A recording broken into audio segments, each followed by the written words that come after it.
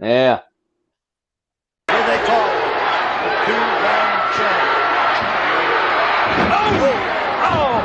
He's been on the floor. Hayes has posted him. He's been battered for the one-man gang, and now the pile driver. And it's over. And we got the new Universal Wrestling Federation champion is Terry Gordy. That's how Terry Gordy became the first UWF champion. Not many agree with the tactics that he used to win the belt, but he didn't seem to care, mainly because he was tough enough to keep it. We'll return with more of our year-end review after this brief timeout. Funny how, for all you've done to your bodies, it's still real to me, damn it! I mean... And it's still real to us. Welcome to our show. It's still real to me.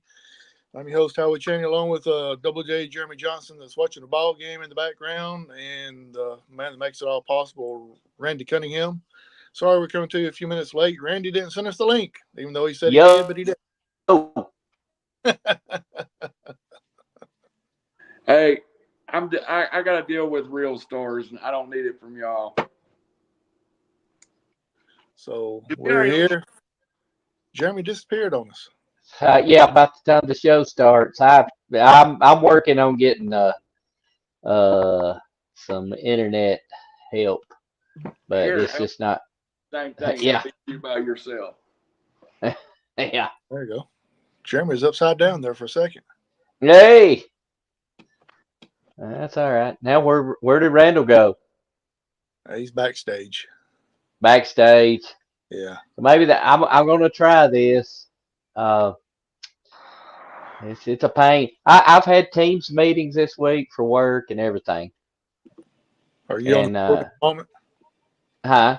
Are you on the road at the moment? No, I'm home. Oh, okay. Yeah, I'm actually home. That's when you're on the road is when it's good internet service, ain't it? Yeah. Yeah. I haven't traveled in a month, so. Oh, okay. Well, that's good. So, all right. It's actually a good thing. And we're live, right? We're live and live in color. Hey, we've been live for a while you were babbling, but yeah, that's all right. I got a couple announcements before you get started. Well, go ahead then. One, just everybody that was here just before this saw the first episode of the Hickson Wildcat Football Show, and we will be doing Hickson Football live here on River City Media this fall. So if you want sponsorship deals or want to sponsor or help get it on the air, let me know. We're going to have those possible. And I want to mention our opening tonight, Terry Gordy's first win of the UWF World Heavyweight Championship over Hacksaw Jim Duggan was, and it's hard to believe, 38 years ago tonight was that video where the great Terry Gordy beat Hacksaw Jim Duggan. Man, we're going to try to do another Terry Gordy tribute show. And this time I'm trying to line up a special guest that will, when we get it lined up, I'll let you know. It will be special. Down to our host, Howie Chaney. We're here tonight to review the two pay-per-views that happened this past weekend with AEW and WWE. But before we get started, a couple news items. One, in the AEW, Adam Copeland / Edge. No, we're not talking about him. That's not Adam Copeland. That's not Copeland. That's not even Edge. No.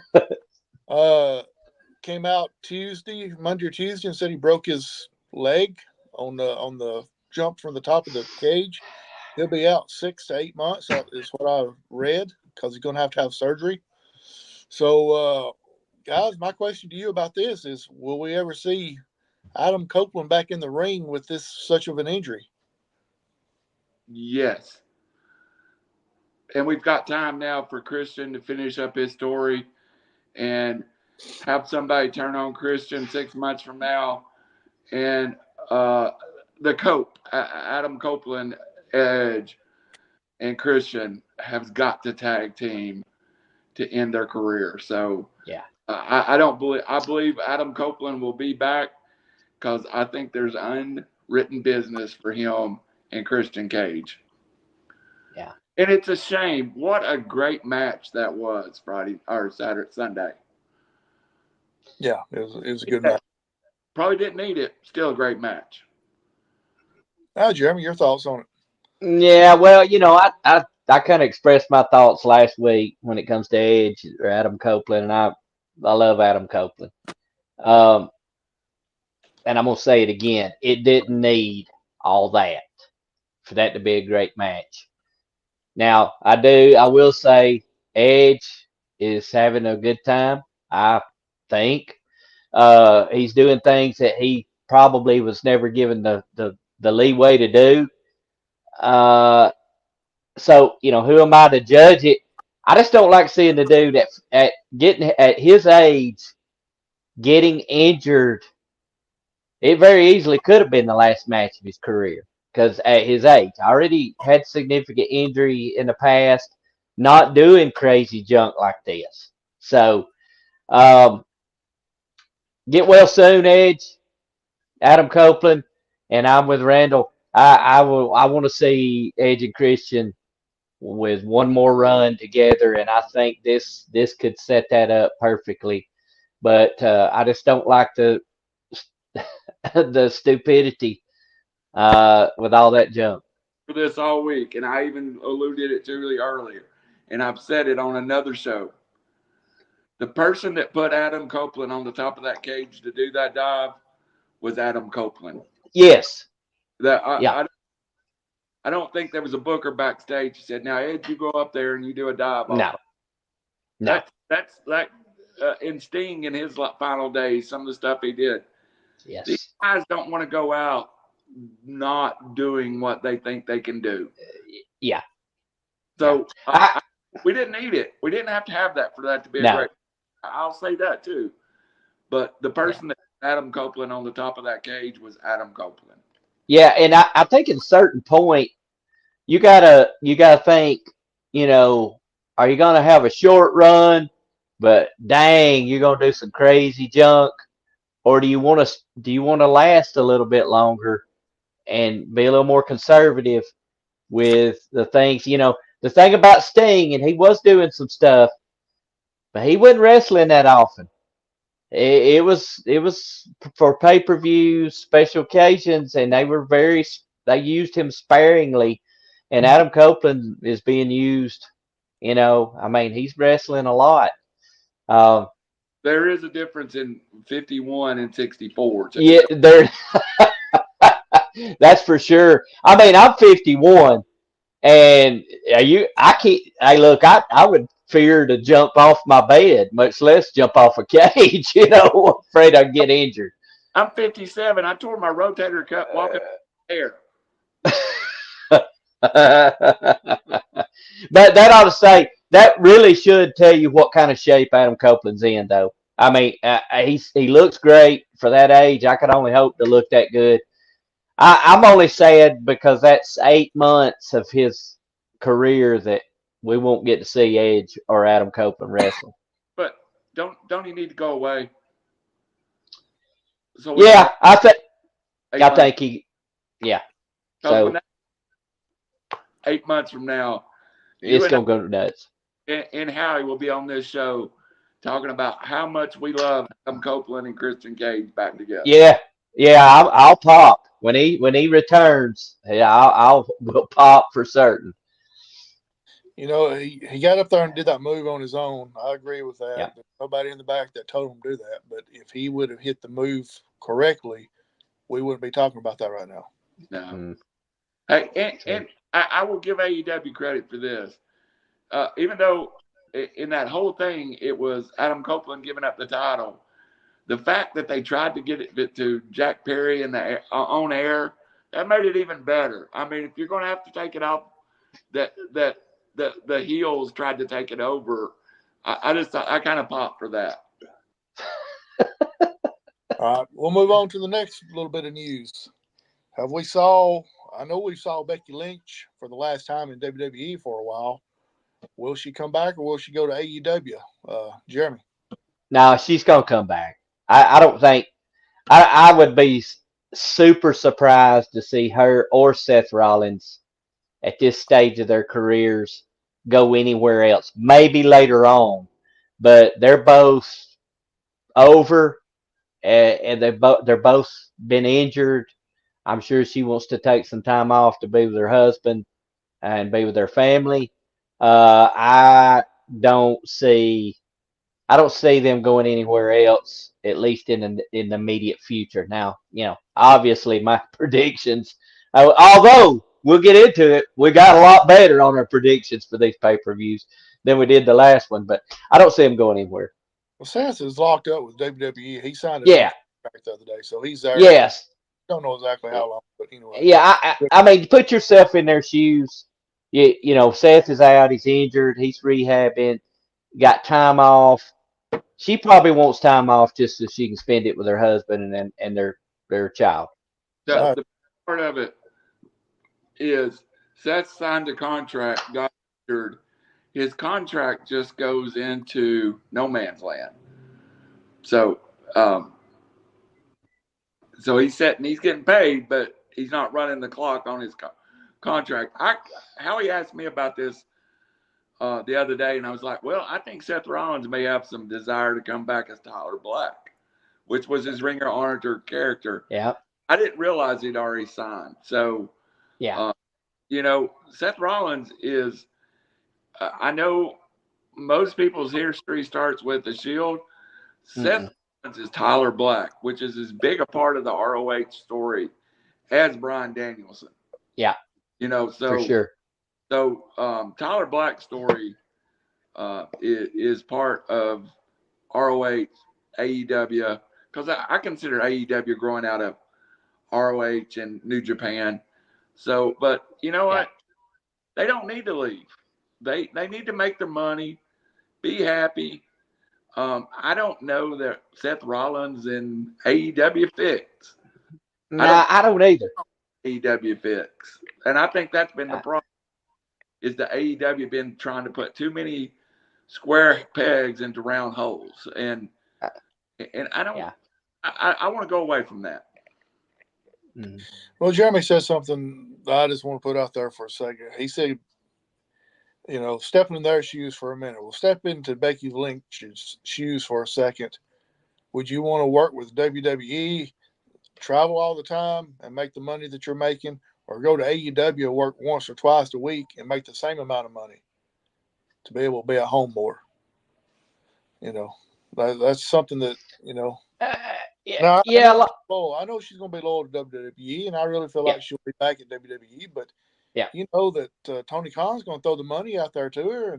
Well, he'll throw the money toward anybody. I mean, heck.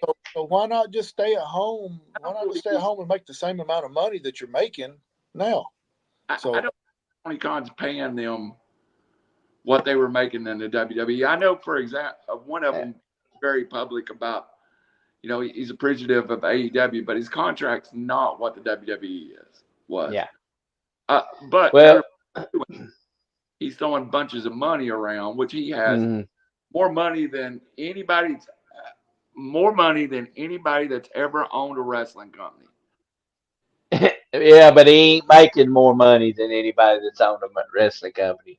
Dollars as a 5-year-old company. So he's got some, and Shad Khan, and I don't want to get into that, his father and what he has. His father owns Manchester United, the richest soccer, not the richest soccer franchise, the richest, most expensive professional athletic franchise in the world is in the Khan family. Yeah. I've been looking at some of those numbers. I agree with you, Howie, and I almost agree with a caveat. I don't know that he's given. Now, I know Mercedes Moné got the exact same money, and that's been out there. Yeah. I don't know if Cesaro got the same money when he got cut at the WWE to come to AEW. Yeah. Yeah, I just wonder, because you're starting to see people slowly slide away from AEW, the Mark Henrys, the Arn Anderson's. It looks as though they're not going to re-sign, or their contract is up, and so I wonder if I can't remember his name that they brought on board to serve as kind of a financial person. So I just wonder if that's starting to take effect, and maybe you do see those big signings like something like that, but maybe they sign less people. Maybe those people that they gave contracts to, they don't renew them. So I'm gonna go again a little bit against the grain in what you're saying, Jeremy. I think Tony Khan's discovered that we, and I'm talking about me, the AEW fan, don't care about the ex WWE guy. We are more excited for Will Ospreay than we would be name him moving over from the WWE, because our fandom runs that direction. So I mean, you could not make a bigger signee, in my opinion, than Will Ospreay. And I mean, I'm including Roman Reigns exemption, Cody Rhodes exemption, because they are the top of that. I don't know Randy Orton, while walking into AEW, would be any bigger than Will Ospreay to me as an AEW.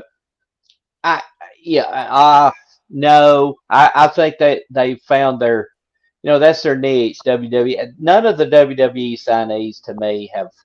I can't look at that and honestly say, wow, that's incredible. They're way better in AEW than they were in WWE. None of them. I'll make this with Bryan Danielson. I think he is better in AEW.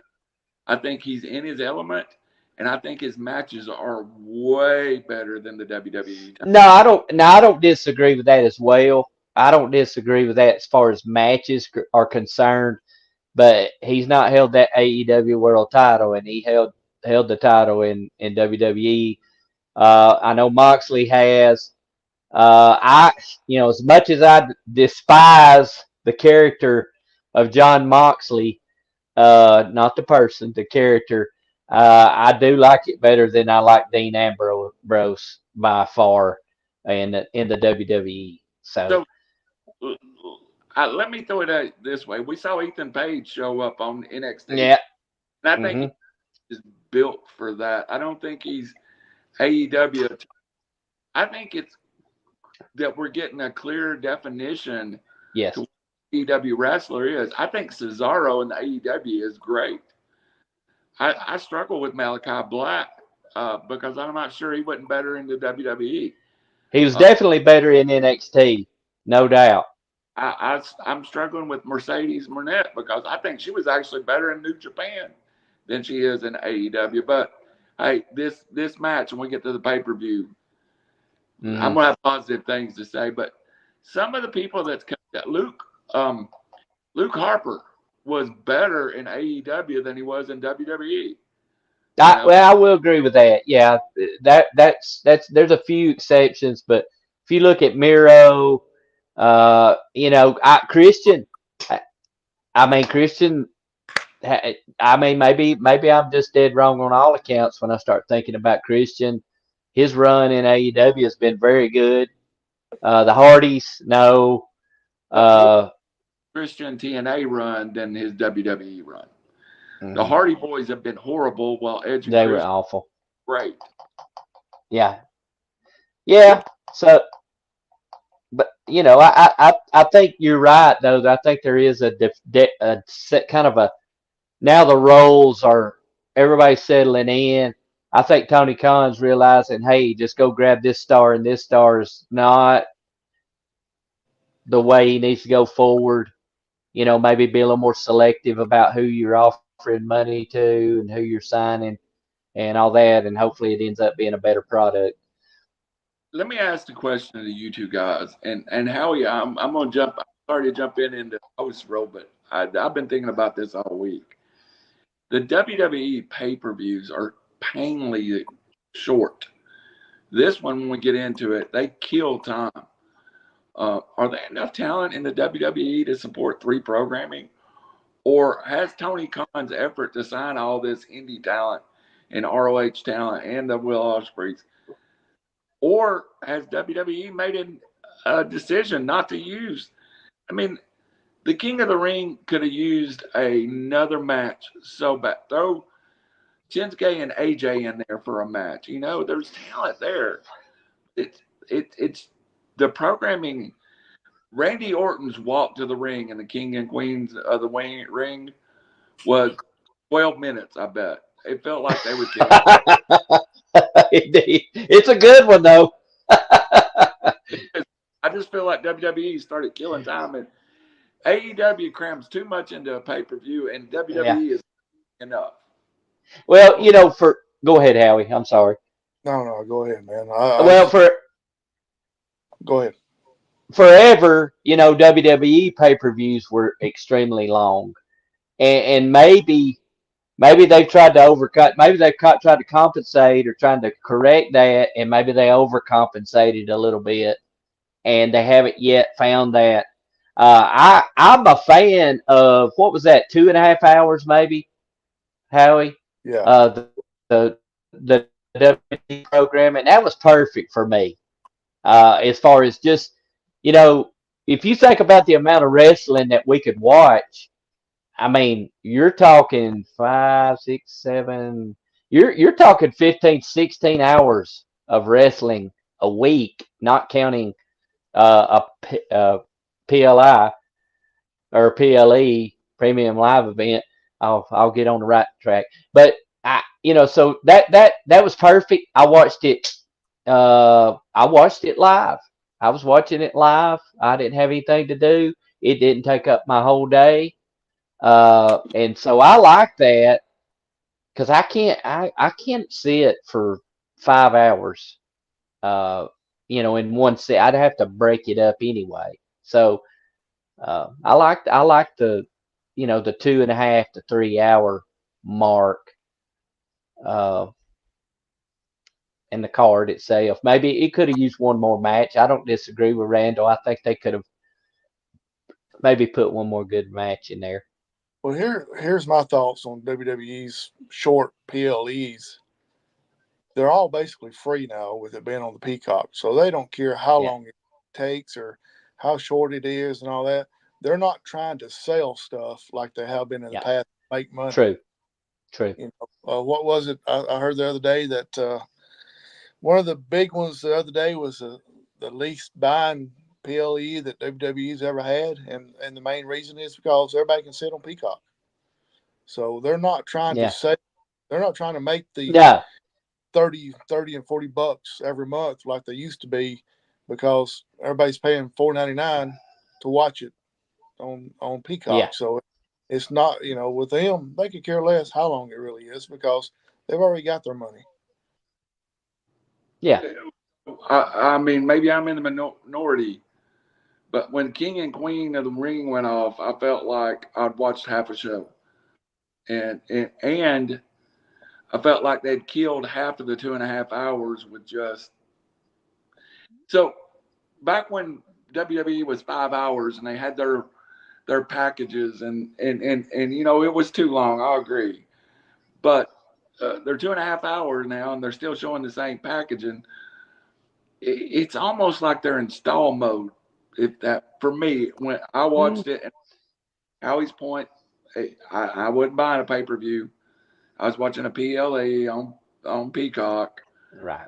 It didn't feel complete. But I grew up back in the day of WCW. Pay-per-views were 4 hours and you lost your feed at the 4. It had to go off at 11 o'clock, So that's kind of my time frame. I like 3.5, 4 hours is kind of like, okay, that's where I lose interest.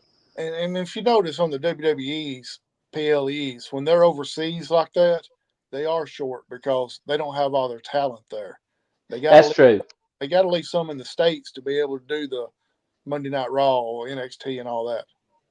Hey, I actually had somebody the other day say if the King and Queen of the Ring felt like a Nick Goulas show because you had people wrestling twice and you only had 5 matches, and that's what a house show looked like in 1967. Yeah. So, all right, let's get into these real quick because we've already been on here about 25 minutes and hadn't even got started yet. So, some of them we want details on. Some of them we're just going to. No, we're not talking about MJF yet. We're okay. If you want to host the show, you take over and show your picture. Get him, Harry. Isn't that Triple H's return? Stop, Randall. He's giddy, Howie. All right, go ahead and take over the show, buddy. You know what? I would right now, but it really wasn't. I wasn't trying to show it. I couldn't turn it off, Howie. Okay. Go ahead, sir. I won't turn it back on. No, you want to show that picture? Go ahead and talk about MJF right now. Give it all. Oh, geez. Well, that sounds like a personal problem right there. But go ahead and talk about MJF if you want to. So we'll go ahead and talk about MJF. Joking. That'll be something that we can skip on the AEW stuff. So what you thought about MJF coming back, guys? Stuck on. Let's move on. Well, I'm asking y'all, what's your thoughts on MJF coming back? I'm not as excited as I'm pretending like I am, just because it's the only picture I have uploaded, so it's the only thing I got to show.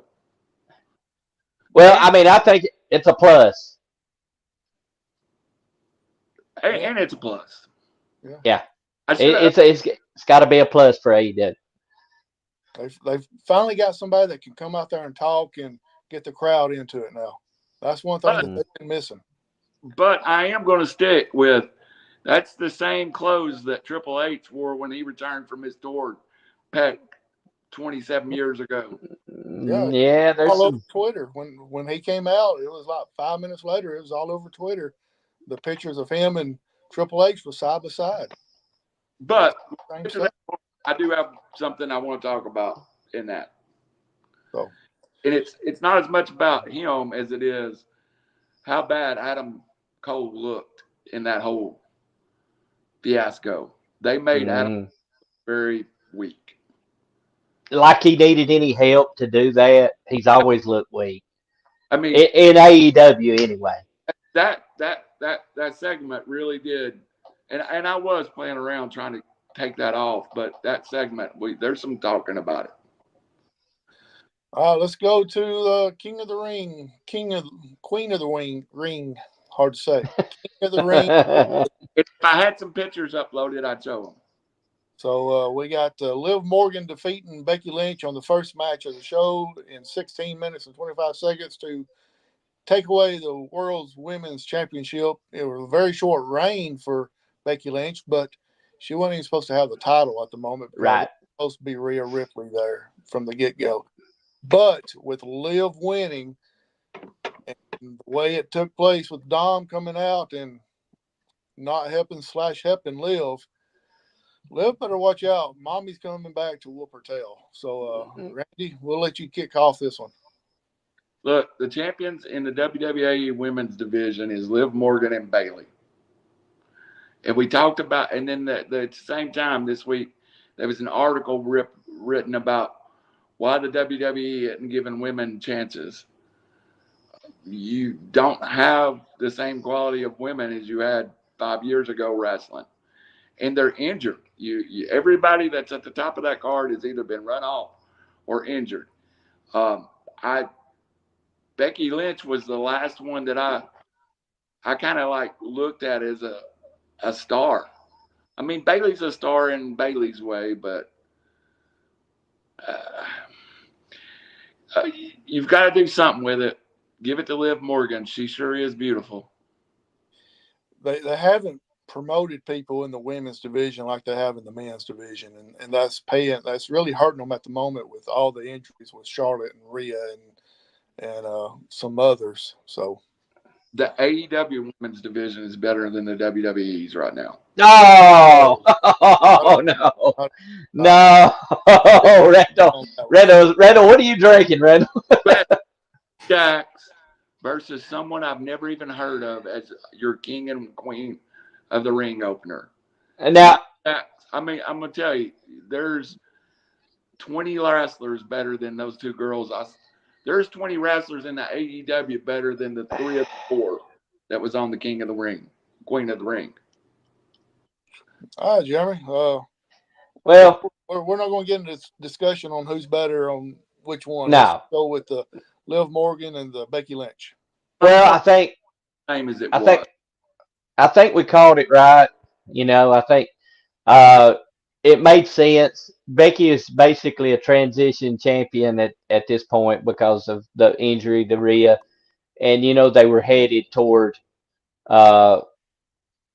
Rhea and what's her name? I can't even say. He may be right. I can't even remember her name, even though she's Liv Morgan. But you know they are they're building that way.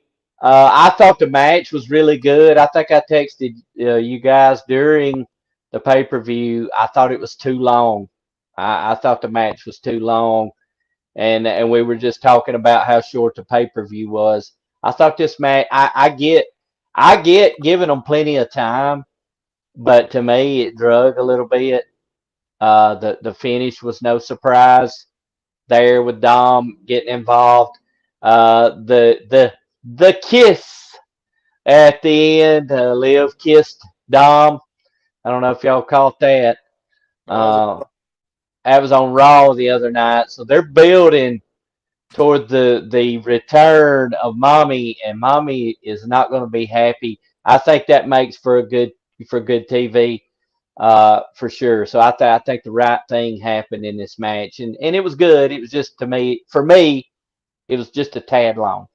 And like you said, well, Randy, will come to you in 1 second. Just like Jeremy said, with Becky Lynch being a transitional champ, Liv Morgan's going to be the same way, just to get Rhea back the title. Randy. So my problem is you don't know the name of the other lady. Nia Jax, Jim Cornette's named a moving refrigerator. Becky Lynch can work with everybody. Liv Morgan was a tag team kind of. Best thing she had done was the Riot Squad prior to this run.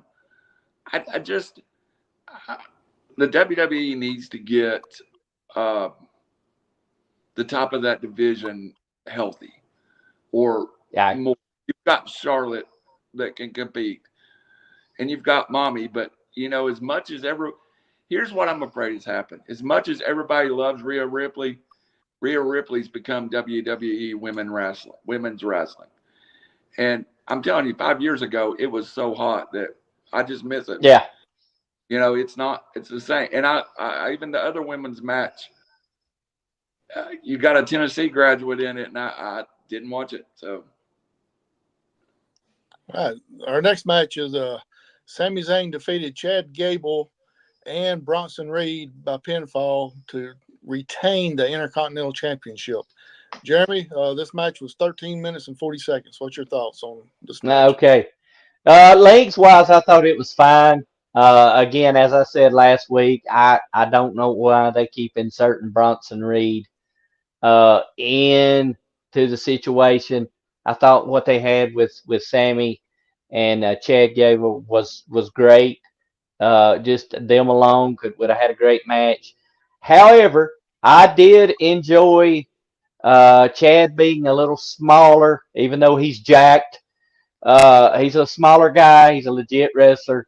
I did love a couple of the spots. I love the German.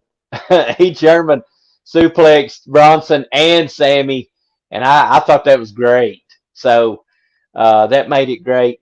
I was glad that they didn't beat Sami. He's over. He's over in Saudi, especially. You know, I loved him coming out in the garb there. You know, I think if I understand, even though Sami, I think he's Syrian Canadian descent, and whether you agree with you know, his religion or whatever, that's a whole other story. But I did think it was neat that he was able to give a nod to, you know, to the audience there coming out. But I thought it was great. I thought it was a good match for a triple threat, even though it didn't need to be a triple threat. All right, Randy. Biggest pop of the night. I mean, no, there's not any pop bigger than Sami Zayn coming out. No. And, you That's- know, I was real against Bronson Reed being in the match, but I thought the Alpha Club played a very, very important part of this match. Yep. I didn't get Bronson Reed. The German was awesome. And I don't want to be too negative because I did like this pay-per-view. And this match was maybe beyond my expectation. And I thought Bronson Reed was a third wheel, but he worked good. He did. The one person that kind of stole it from me was Maxine, and her and Otis outside the ring and all that drama and stuff. They did a real good job building a story from not a story. And I really loved the outside the ring Otis, Maxine, Alpha Club angle that went on that night. Yeah. I love Otis anyway. His facials and stuff and what going along with what's happening right now. I've always loved him anyway, and I thought he played a great role. To your point, he and Maxine both. So I'm torn whether this is the best match of the night. I'll talk about it when I get to my other candidate. It was good. Before I go any further, go ahead and give both of y'all your flowers and credit and all this other stuff. Y'all hit every one of them correct on this pay-per-view here. Look, I meant to upload a picture of Sami too in that whatever they call it, because that was the coolest thing of the night with him coming in with all those robes and stuff. Yeah. But y'all got every match right, even this next one, and we didn't even know who was going to be in it. Women's finals of the Queen of the Ring. We kind of guessed who was going to be, but anyway, with Nia Jax defeating Lyra Valkyria by pinfall to win the Queen of the Ring, and I agree with you, Randy. The names, the household names, are not in the WWE right now, but as far as watching them wrestle, I think they wrestle better than AEW. But anyway, this one here, Nia Jax defeated Lyra Valkyrie in 9 minutes and 40 seconds. Randy, your thoughts? I'm with our boy that I think destroys wrestling, Jim Cornette. Nia Jax can't wrestle. I didn't say she could. I just said others. You put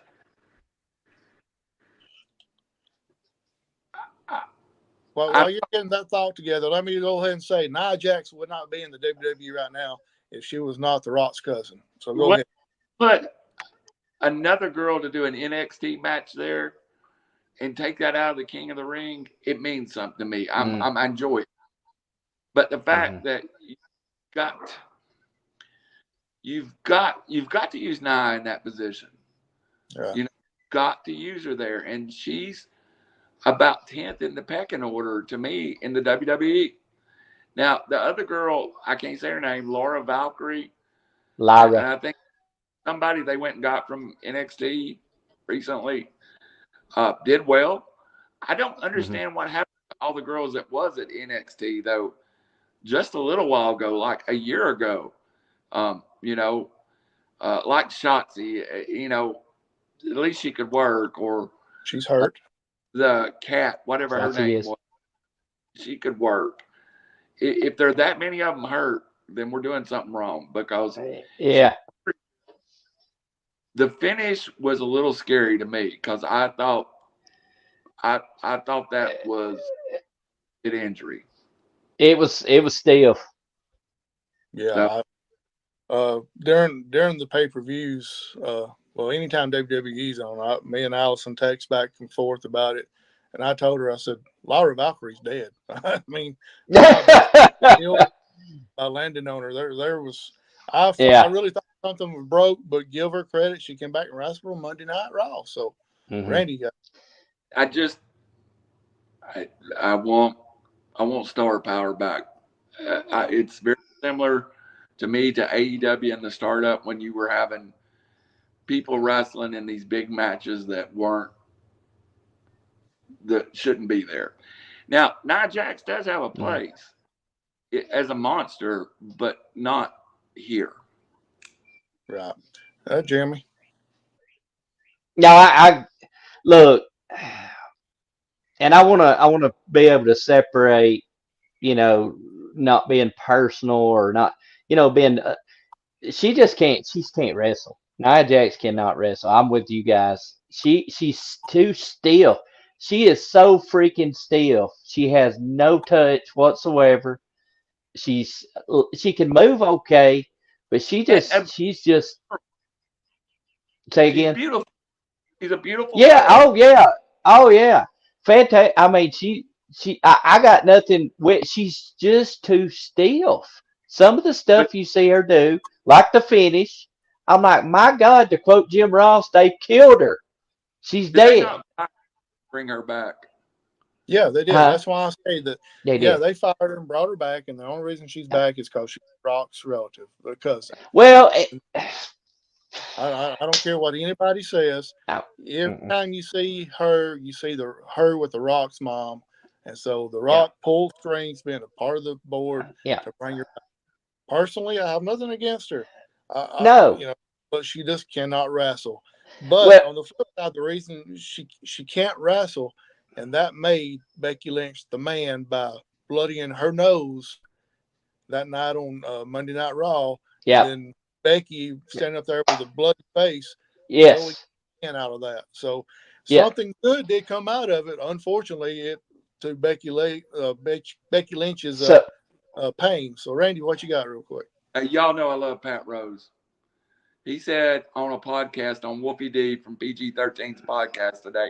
By the way, plug, if you haven't watched it, go find it, because Pat doesn't do a lot of podcasts. He said on that podcast, the best female wrestler in the WWE right now that can draw money, that can work. You know who I'm going to say? Jade Cargill. And I love Pat Rose, and I won't argue with his opinion. So, maybe I do. Here's the thing with the two. And so we're talking about Nia, but then we've talked about Jade. She doesn't look natural. She's not fluid. The difference between the two is Nia has a lot more experience than Jade does. Yeah. She should be better. I don't understand. Hey, look, I wouldn't want to get in the ring with her. She's too freaking. Quit criticizing her, so that's what I'm gonna do. She's too stiff. Now let me say this about Lyra. I like Lyra. I think she's a great worker. She is small. I like her on the mic. She hasn't had a lot of time on the mic. She did in NXT.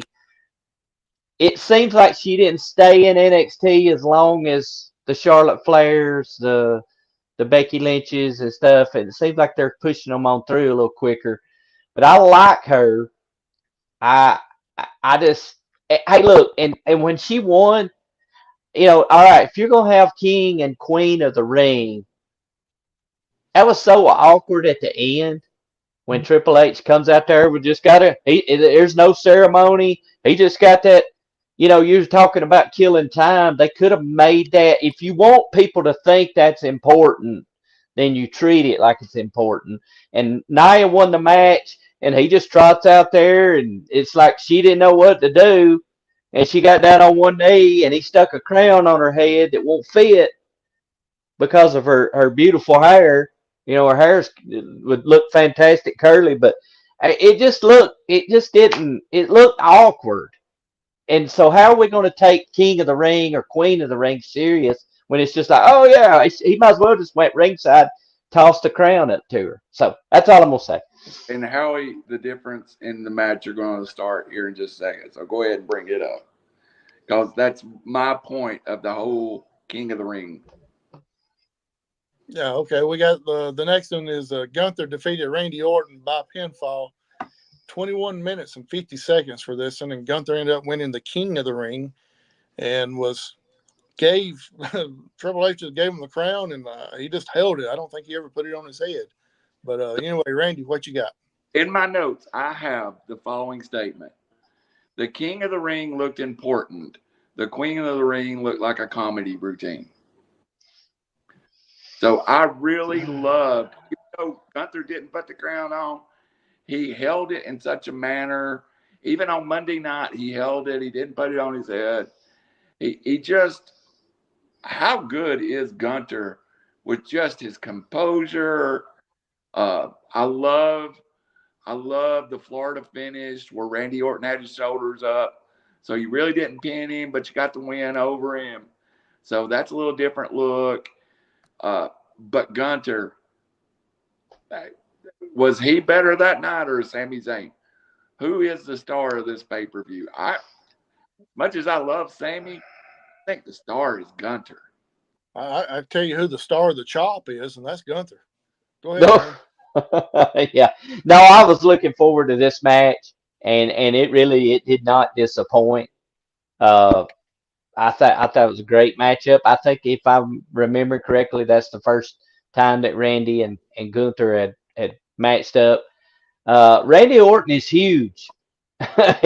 he's big. And I think I referenced it last week as well, but he's packed on. He looks at least 15, 20 pounds heavier than he used to be, than he was. And I expected this to be a great one, and it was. I do like the finish. So that that doesn't hurt Randy. Randy's at a point in his career he doesn't need a title. He didn't really need to win every match. It's not going to affect him at all. He's such a great worker. He sells so well, and to be a pretty legitimate big guy, he sells really well.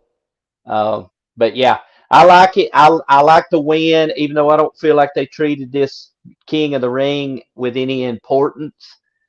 I think it suits Gunther to hold that title. Feel important. Yes. And that picture I've got downloaded and I can't upload it now, but Randy Orton's shoulder was what, 5 inches off the mat? Yeah, it was. I got a bunch of pictures I was supposed to upload. Yeah. Back to Jeremy's point, I sent y'all a text on you that usually Gunther is the biggest in the ring. He makes everybody else look small. But when he was Randy Orton, both of them was huge. Mm-hmm. So, but again, Randy's kind of getting up there at the age with Edge and stuff. I think he's over 40 by now. Oh yeah, he's 40 plus. So he's doing he's putting people over, and I got respect for anybody that towards the end of their career will start putting people over. Randy Orton is 44. Yeah. What's Edge, 51? Is that what? Something like that? Yeah, something like that. I hadn't got it pulled up. So, but our final match, the main event of the night was, and I told y'all guys this would be the main event. I didn't agree with it because it's named King and Queen of the Ring. Those should be the main events, but I know the champion's got to be the main event. So, but anyway, Cody Rhodes defeated Logan Paul by pinfall to retain the undisputed WWE Championship. And it was a good match. In my opinion, it was a good match. But some of the camera angles that they had, especially that little drone flying around, was great. Randy, your thoughts on this one? If Cody is the face of your company, do you want him in every PLE to go out and look like he's barely surviving? As much as I during Roman Reigns' run, you knew he won the match. Hook or crook, when he left, he had won and clean. Not a clean, but a clean victory. I don't see I love Cody. Everybody knows Cody's my favorite wrestler. I just don't see this pay-per-view story lasting very long. Because I have trouble, and I'll ask y'all this: is it because he doesn't feel like Roman Reigns did? But it doesn't feel like there's this dominant world champion right now, and thought there was a lot of offense for Logan Paul. I really didn't like the way the match was booked. But that said, it was a great match. I would have booked it different and let Cody kind of go over clean without all the interference towards. But Logan Paul is just this. I'm not sure he didn't waste the Logan Paul Cody Rhodes match on a PLE here, because I know this summer coming up is going to be big, SummerSlam, but it was a great match. I just want Cody to win cleaner. It was a 24-minute match for that one there. Mm-hmm. And it kind of goes back to what we talked about last week. This match was thrown together because this is what the Saudis wanted, and they was willing to pay for it. So I agree with you, Randy. They threw away this match right here. It should have been a WrestleMania match or a SummerSlam match. And I just didn't like the finish either. I just did not like this finish. I'm not a booker, but there was better ways to book this, in my opinion. Right. All right, Jeremy, what you thinking? Well, I thought the match was great. I mean, I didn't expect it not to be, because you got Cody in there and Logan Paul. I think I texted you guys. He's a natural in every sense of the word. He just on the mic, in the ring, every part of it. So I knew it would be a good match. I'm with Randall. I would like my champion to be a little stronger, and look a little stronger than what Cody has looked so far. I mean, he won the match. He beat Roman, and he took a beating the entire match, and it's like he just pulled it out at the last minute, or pulled it off there. And so I would like to see Cody look a little stronger. He doesn't have to dominate or he steamroll people, because he's not big enough to give that illusion that he would. But I would like to see him look a little stronger, especially in a match like this, against a young, up and coming wrestler, and he's the veteran and the battle tested. I would think. But it was a great match. Cody's entrance. Does it ever get old? No. It's the best. I mean, I get chill, but I've got chill bumps now just thinking about it. I mean, it's so freaking cool. The crowd goes nuts. He's a champ. Now look, as an ambassador, we're talking about him being the champion and him looking stronger in the ring. But everything else, man, hey, he's right on. He's an ambassador. The crowd loves him. He intermingles with the crowd as he's coming in. He gets them engaged, and I love that part of it. I would like to see him a little stronger. One more time, I'll say that. And I want to bring this up because I noticed it during Gunther and Randy Orton's match. Were those not the best constructed announce tables they've ever had at any pay-per-view? I swear, how many times did somebody, I mean, I didn't think they were ever going to break. But yeah. Somebody owned it 3 times and it never did break. No, I'm like, my God, he's killing them. Table in Saudi Arabia. They need to learn how to gimmick a table. Boy, they didn't gimmick those. I bet who was it went on there first? Wasn't it Gunther? I think so. I think so, and I think Randy didn't clear the table, like they traditionally do. I think I remember seeing Gunther go like that because he landed on a monitor or something. But man, those things were stout. But this was a good match. I mean, again, I think maybe the King of the Ring final should have been the main event. But man, I want to see Cody keep going. Here's the thing about it, and may not like the words like or better than, but WWE's top of the card is better than AEW's, because if you watch Strickland versus Christian Cage, it don't feel like a world title match. Cody, the one thing about it, it does feel like a world title match. It feels like a big deal, Yeah. like the King of the Ring and the Queen of the Ring match should have felt. Yeah. I love Swerve. It felt bigger with Joe. So that's the part that the WWE is better than, whatever your words you want to use.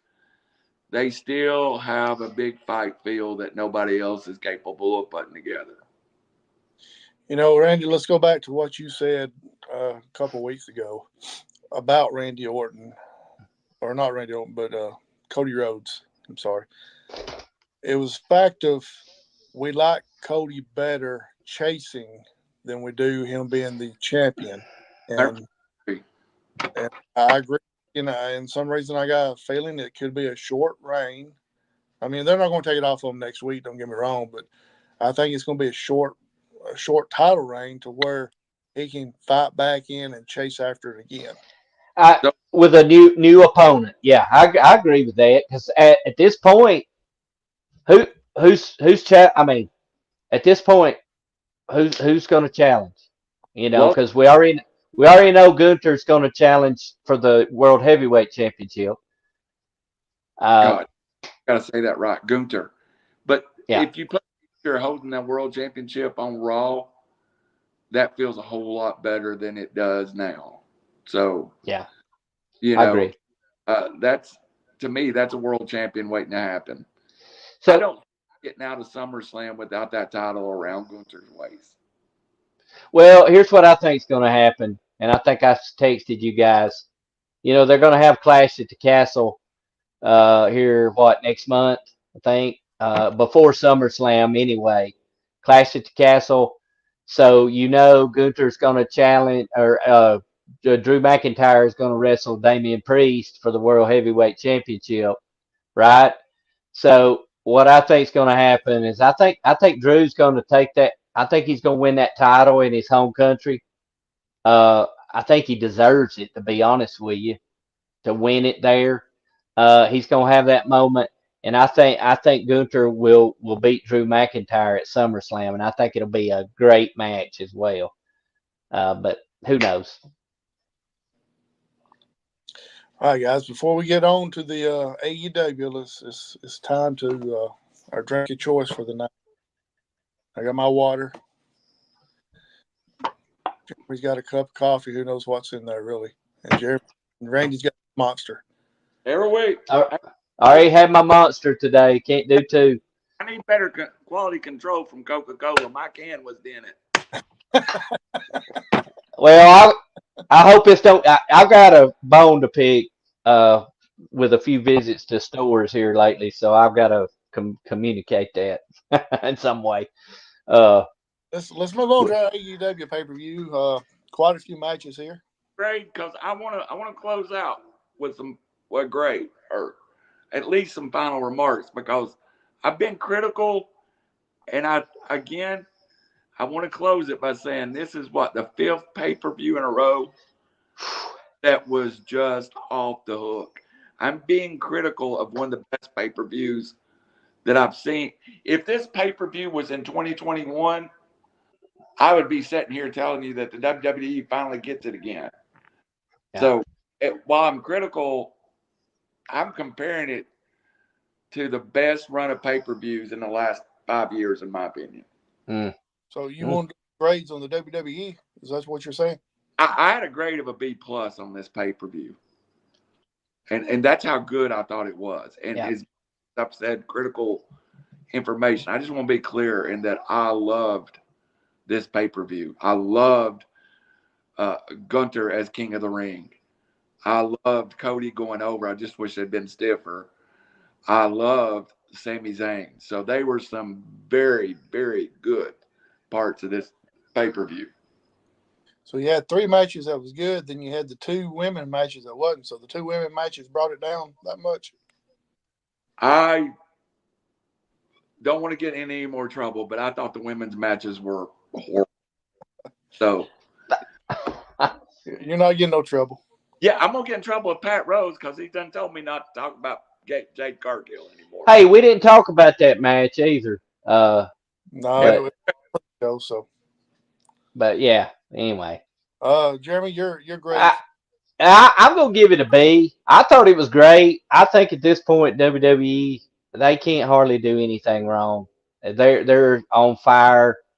The only thing that I would like to have seen is I'm with Randall. I'd like to see Cody look a little stronger in that match and go over. I thought the Liv Becky Lynch match was a little too long, just a tad. I think they overperformed with adding Bronson Reed to that Sami Zayn match. Um, I like the you mentioned the drone and some of those camera angles. I think we can see that TKO UFC influence, and it's really helped the production. Uh, so I like the pay-per-view. I felt I like the length of it too. So when I sat there, like I was telling you when we were discussing the length, it was perfect. I didn't feel like I spent all day watching a pay-per-view. I was entertained, and even that pre-show match, Randall, with Bianca and Jade, it wasn't the worst. She actually looked a little better, hopefully making some improvements. She's already better than Nia Jax, so I'll just say that. Anyway, that's all I'm gonna say. I'll give it a B. Pat Rose, and I love him dearly, so I thought she was great. Let's move on before I. I'm glad you've had a change of heart. Bravo. He hadn't had a change of heart. He just kissing up Pat Rose. Pat Rose. I'm not going to change my mind on a 45-year bet telling me that she's good. So now she will be. I believe she will be. Let's move on to Double or Nothing. Wow, first match on the actual pay-per-view. Wow, it set the bar high for the rest of the night. You had Will Ospreay against defeating Roderick Strong for the AEW International Championship, and Will Ospreay won by pinfall to become the new, let me rephrase that, new AEW International Championship or champion. Randy, I know you're an Ospreay man. What's your thoughts? So the most critical thing I'm going to say about this pay-per-view is it's too long. So it's too short. It's too long. I did not get up one time and like cut off and leave. It's long, but I cut out I did not watch the pre-show. I've discovered that with AEW, if you just start with that first match, you're better off. Will Ospreay is the best wrestler in the world. I just getting more and more impressed with him every time he wrestles. Roderick Strong that may have been the best Roderick Strong match I've ever seen in AEW. It was a good match. That's where everything goes down. The post match, the Adam Copeland, all of that went on. You may think I was putting that picture up just to be a jack, but I really didn't like it. And I think you're destroying Adam Copeland. You've destroyed who is a major contender. You've got a lot of, but I just can't. I cannot go wrong with Will Ospreay. Something about Will Ospreay is my guy. Right.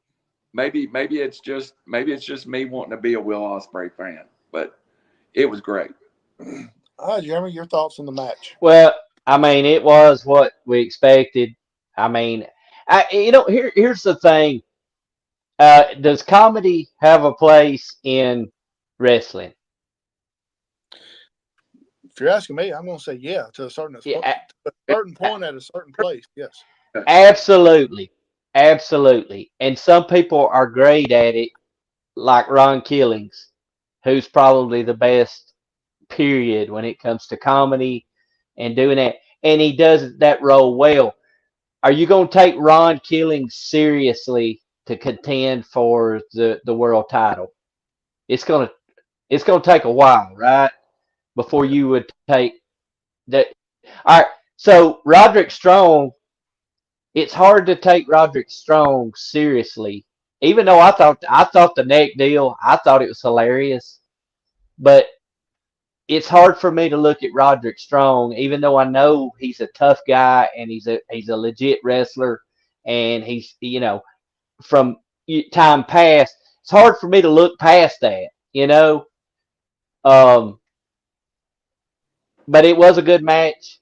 Ospreay is still in the show, and I'm with Randall. Ospreay's the biggest signing because even when he was making spot appearances, I'm like, this guy's good. He's good on the mic. He can wrestle. He can he can play a heel. He's a great heel. So I love the match, the matchup, and I just hate to see. I mean, they could have done better with Roderick instead of taking him from a kind of a comedy type, flunky role, and then putting him in that. Even though he had the title, I don't know. I just you can't go wrong when you got Will Ospreay in there, and Roderick he held his own for sure as far as the match is concerned. Have you learned to use the word bro yet? Because I try every day. I'm gonna learn. I'll be learning that, bro, or whatever. Did y'all think Roderick Strong wrestled a good match though? I think for his time in AEW, that's the best match he ever put on. Yeah. Well, yeah, that was going to be my next question. I was going to ask y'all. When Will Ospreay steps into the ring, does his opponent step their game up too because they know they have to? I think that's the way it's supposed to work. You're either going to do that or you're going to fail miserably and pay for it. You know what I mean?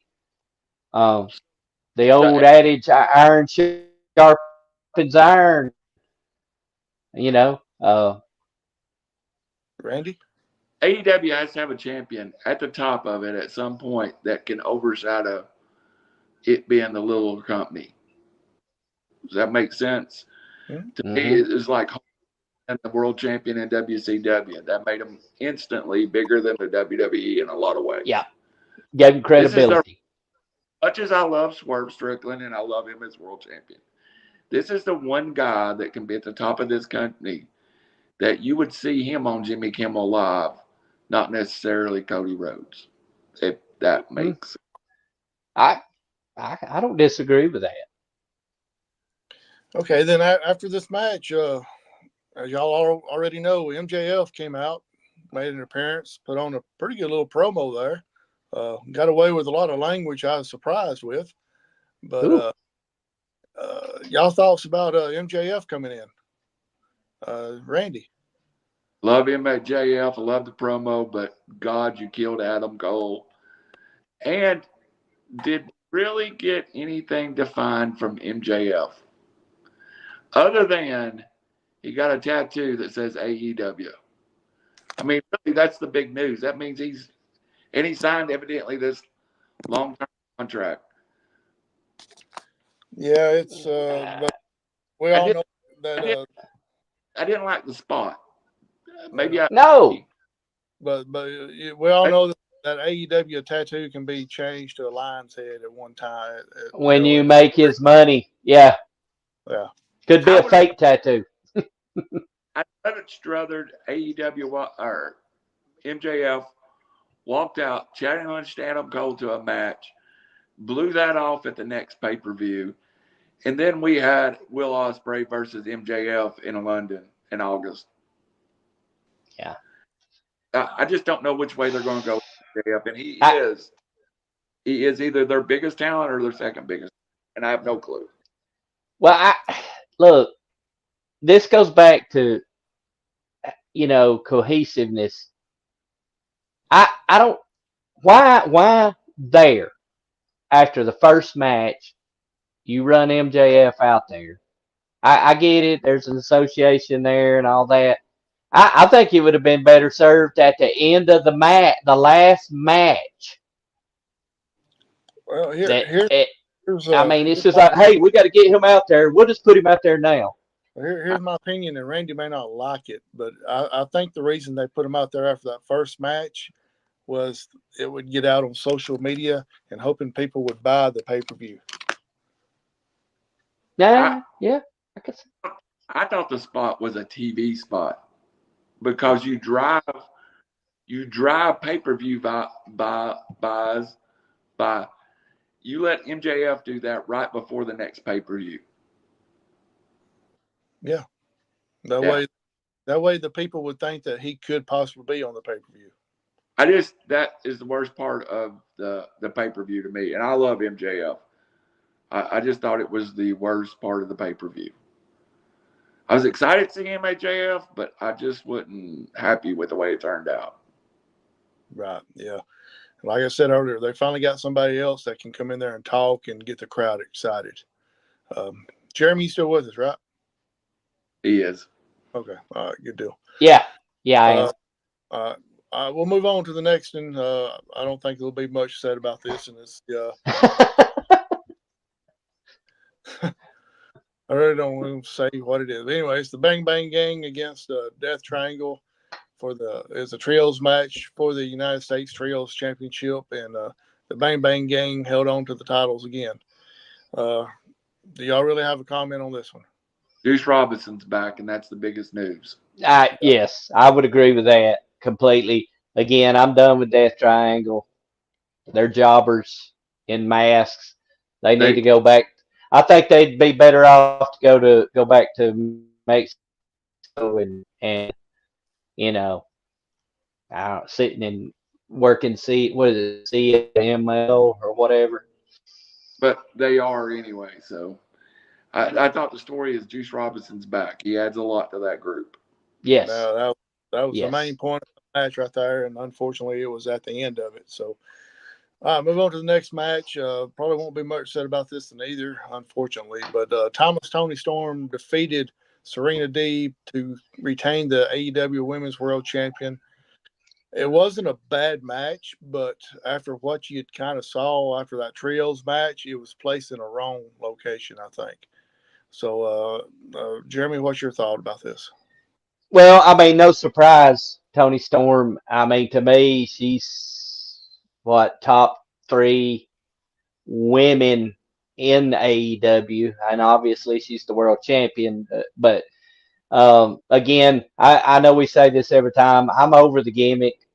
The girl can wrestle. She's got skills. She can talk. She could get over without this gimmick. I think it's getting old, unless if they can get her to wrestle, and when she wrestles, she's in black and white, and her opponent is not. I'm in. If they can do that, carry on, Toni Storm. But yeah, Serena, she's a great worker. I mean, she's skilled, very skilled. But that was just an opponent for Toni, because they really don't have anyone at this point. Who is there legitimately right now? Maybe Mercedes, but she's just getting her feet under her. Maybe Willow. What about a returning Jamie Hayter? That didn't end well there, so maybe that's where they go. But I'm over the gimmick. I will say this, and that's it. I'm just glad that they found a use for Jericho's friend, and it didn't involve him screaming at the top of his lungs throughout a match. So that's all I'm going to say. Luther's got a job. I think it's perfect. Perfect. I thought this was a great match.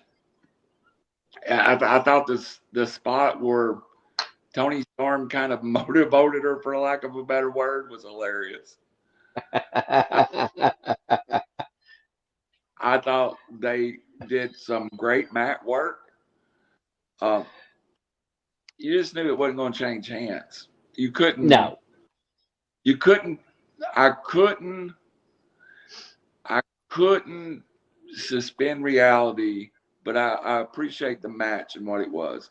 Serena Deeb is the best wrestlers in the world, and so is Toni Storm. They stole Simple. Yeah, I mean, it was a good match. It's just I felt like on the card it was at the wrong time. I thought it should have been a match, strangely enough. You thought what now? You thought it should have been what? I'd like to see it open the show. I Yep. really would have said it. Now I agree with that. Yeah. Yeah. If it That would be great. But unfortunately, they put it after you had what? Three new guys, or not new, but 3 guys returning. And, so, you know, it kind of took a little luster out of it for me after seeing Adam Cole, MJF, and Robinson coming back. So, all right, move on to the next match. Orange Cassidy defeated Trent Beretta by pinfall, 13 minutes and 55 seconds. What do you got on this one, Randy? It was a good match. It was one. I like this match better than I thought I would, but I don't know what they're doing with Orange Cassidy. I think the story, if you wasn't listening close, actually happened on the show later when we find out that Don Callis is offering one of these 2 guys a contract. I think we're on the verge of an Orange Cassidy turn here. I just don't know what they're going to do. I don't know if they're going to kill the Orange Cassidy character and bring him back as something different. You know, it's kind of, that character has kind of run its course, right? We'd all say we're tired of pockets. What if he leaves and comes back as a heel under Don Callis with a different personality? If you're trying to do something with him. You know,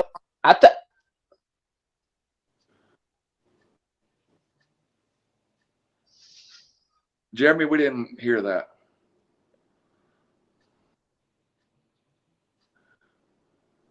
I think Jeremy's having a little technical difficulties at the moment. Jeremy? Yeah.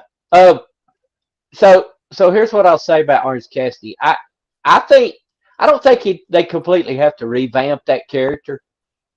I think there's some things they can do where he maintains some of those elements, but I think he'd be a great heel. I do. I really do. And he's proven that he can work. I don't care. You know, I love listening to Jim Cornette. Mainly his ad reads and stuff for the best part. Some of his stuff, political rants and all that, I don't get into. And some of his opinions, because I've got a different opinion about Orange Cassidy. I've liked him from the beginning, and I do think he's proved that he can work. So I think maybe you tweak that character a little bit. Maybe he turns heel and turns against the crowd, and say, hey, I was easygoing and I was laid back and I was whatever.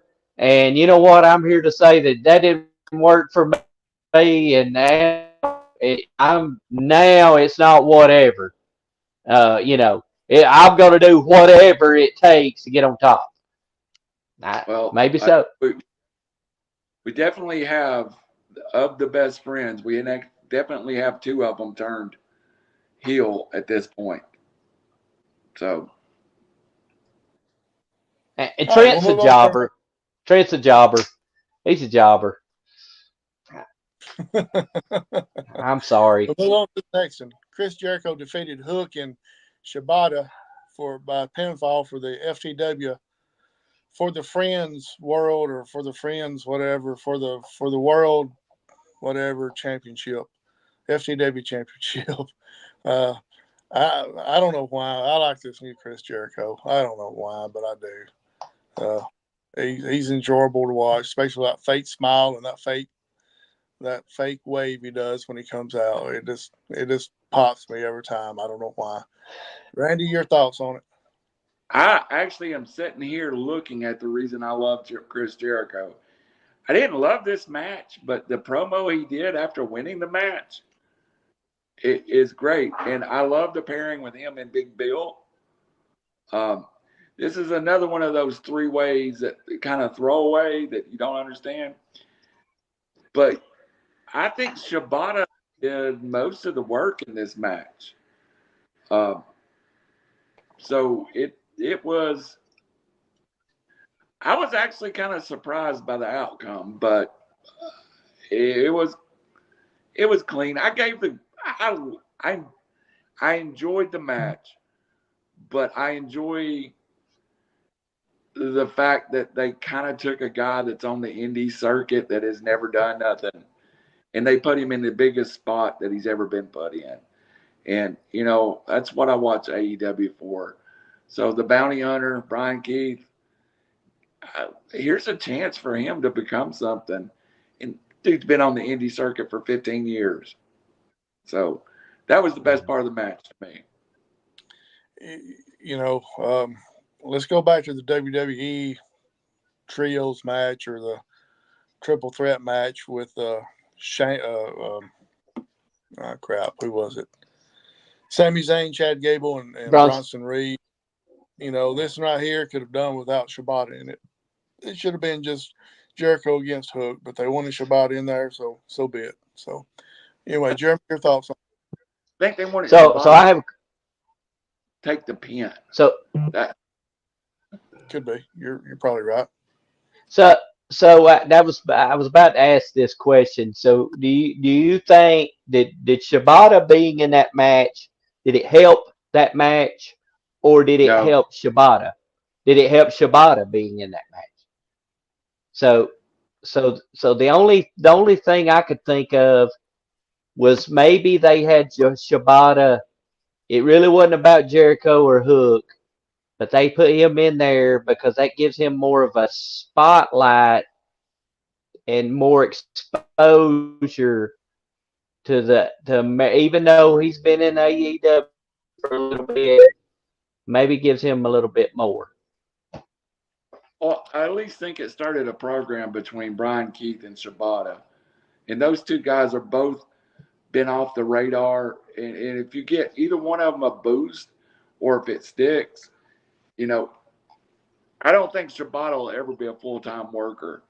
I really think more Brian Keith getting the exposure.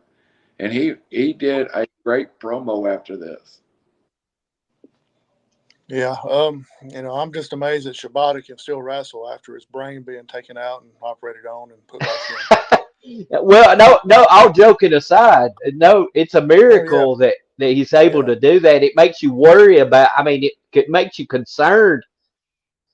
You know, because for me, watching a live event, and I haven't witnessed that, and they do a good job of. I keep thinking, God, I hope I don't see somebody land on their head, you know, and die, or, you know, and you know, you with him and his injury, and him back, and obviously had to be cleared by doctors, but I'm like, please, God, don't let anything happen. I just said that because that's what Jim Cornette always says, and it just popped. Yes, anyway,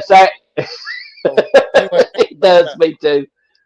So off the pay-per-view though, I'm not critical. I'm criticizing the match a little bit, but they've got it right now. You've got Brian Keith with Jericho and Big Bill, and then you got Samoa Joe as the face of Hook, which makes a lot of sense to me. If you want to build Hook up, it does. Yep, absolutely. All right, move on to the next match. We got 75 more. No, I'm not going to reference Jim Cornette on this match.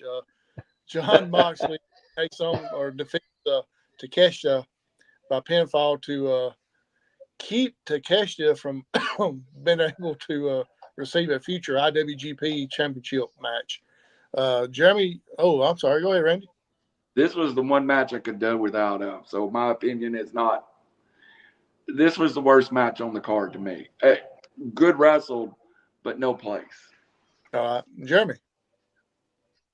Yeah, it's the, you know, it's the plumber, and take a yeah. So I don't really have a lot. I think Takeshita's got a great future, and if indeed what Randall had discussed, and maybe he's going back to Japan to work in New Japan, I think that gives him a great opportunity to to get over in Japan because he's got everything. He's a good looking kid. He can wrestle, and Moxley, I can't find anything about him to get excited. He's losing his hair. He's sloppy. He doesn't. I'm just over it. So I wish Takeshita would have won. He's over though. I'm just looking at the Huh? crowd. I'm watching some highlights, and I'm just looking at the Yeah, crowd. And I get it. He's just not for me. I just don't. I've lost everything. Every bit of interest I had in him when he first started in AEW. It's done. He needs to refine his gimmick a little bit. I think it's getting old as well, to be honest. All right, let's move on real quick. We got the 50-year-old. I looked it up. 50-year-old Adam Copeland defeating Malakai Black to retain the AEW TNT Championship in a barbed wire steel cage match with. I know Randy popped on this with the return of Gangrel up through the ring. Randy, I want you to get this one started for us, buddy. Hey, it made sense. All this gimmick made sense once you saw Gangrel come between under the ring and through it. You called it. You said this was a uniting of the Brood, and it was. It was great. And Gangrel is probably 65 years old, but he's a vampire. He's ageless. He might be 1,000 years old for all we know. Those were he threw. It's unfortunate that Adam Copeland got hurt in this match because it was surprisingly, it made complete sense to me once watching it and everything that it all made sense to me. It was kind of like AEW did a good job, I think, telling a story and wrapping it up. I really like the storytelling of this match. It's some of the best AEW. And Gangrel is 55 years old. I would have never dreamed that he was that young. As far as we know. According to Google here. All right, Jeremy. Yeah.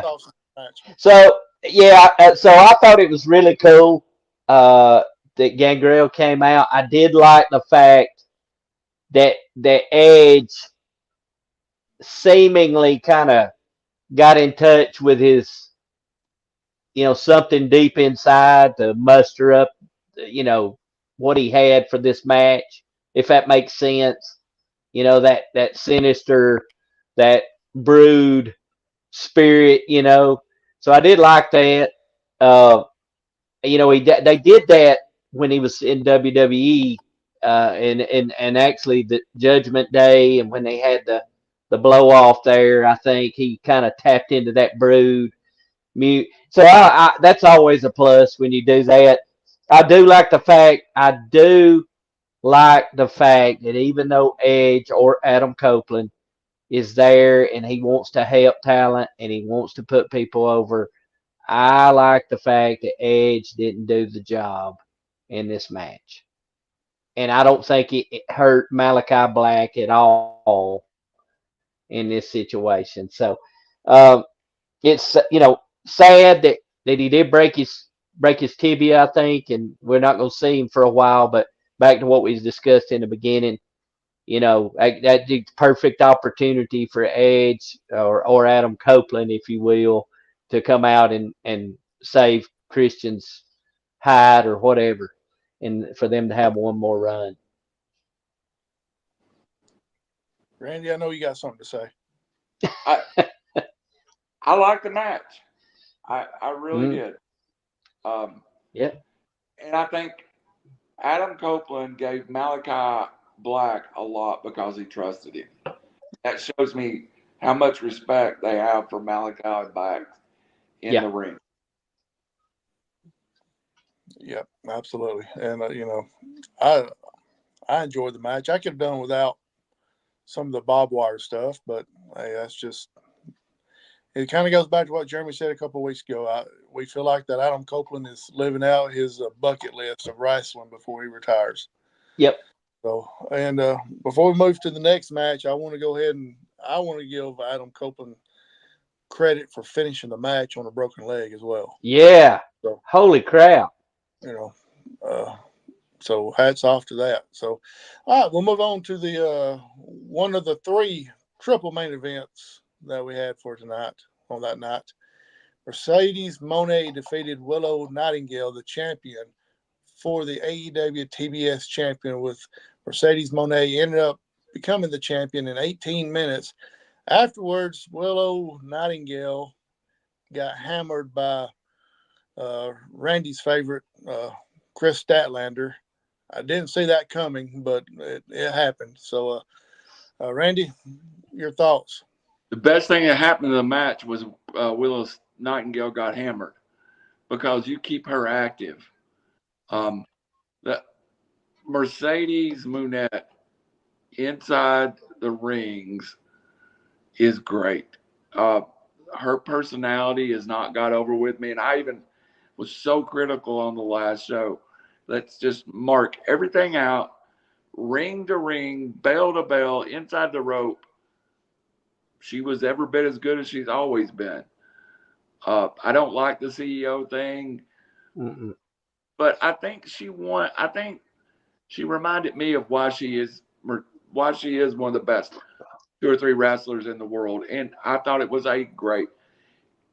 I gave it an A, and I was surprised I gave it an A, and I love Chris Statlander's turn at the end of it, because that makes her a heel. She's floating around doing nothing, and it's clean now. And now you got something for Willow to do, because Mercedes Moné is going to go on up the line, and the next is going to be whoever it is. So, Wee-ho! I know y'all saw AEW last night.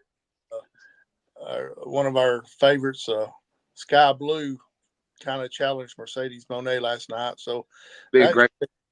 That should be an interesting match. Look at the smile on Jeremy's face ear to ear. Go ahead, Jeremy.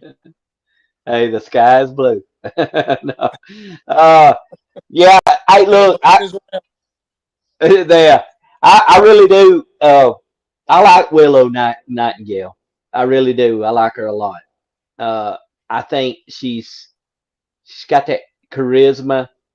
And maybe this is what Mercedes Moné needed. She needed to get back in the ring. Absolutely. Now, again, to your point, they were waiting until she was healthy. They brought her in early to get her on TV, and I understand why. But she got back in the ring, and maybe she gets and working with a familiar opponent as well, because they had worked in New Japan and had worked some. So I thought that was great, and I no doubt that she was going to go over. She's not going to get beat in her first AEW match, so we knew what the result would be. I do like the added bonus of Chris Statlander attacking Willow, and now you got probably a really good match. Hopefully, they don't write stories, so it's not a storyline, but hopefully they can get a little bit out of that, and I think that'll be a really good match. I think we got a legitimate kind of arc going to some storylines.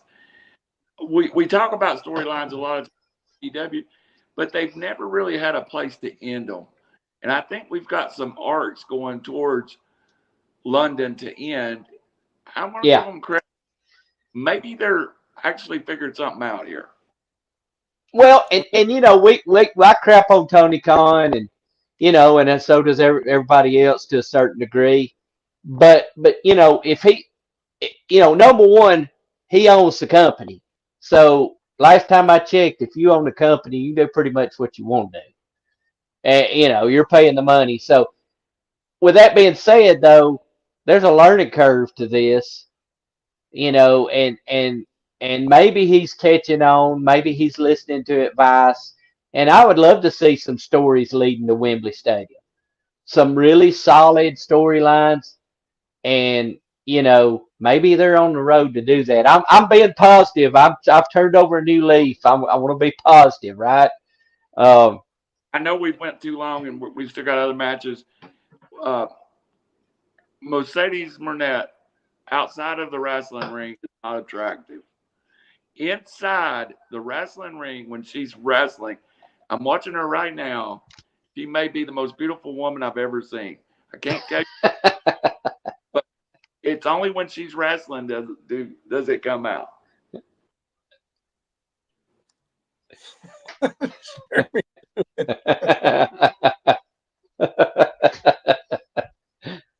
Well, y'all talking about storylines and everything. This one with Mercedes against Sky Blue has got us a little bit of a storyline started because of the attack that Mercedes had a couple weeks ago, or 3 or 4 weeks ago, and nobody really knew who it was, but Sky Blue stepped up and said, "Hey, that was me. That's some of my best work." So we do have, starting with the storylines, kind of like what Randy's talking about. So let's move on to our second main event. Swerve Strickland with Randy's doing the dance. Prince Nana defeated Christian Cage with 500 people in his corner by pinfall to retain the AEW World Championship. Jeremy, you're shaking your head. Talk to us. Well, no, I mean, I'm shaking my head. I mean, did we expect anything but a good match out of these two?